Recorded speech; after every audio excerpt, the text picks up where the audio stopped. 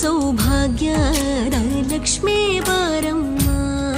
ನಮ್ಮಮ್ಮ ನೀ ಸೌಭಾಗ್ಯದ ಲಕ್ಷ್ಮೀ ಬಾರಮ್ಮ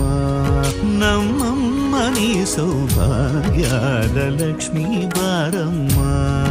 ನಮ್ಮಮ್ಮ ನೀ ಸೌಭಾಗ್ಯದ ಲಕ್ಷ್ಮೀ ಬಾರಮ್ಮ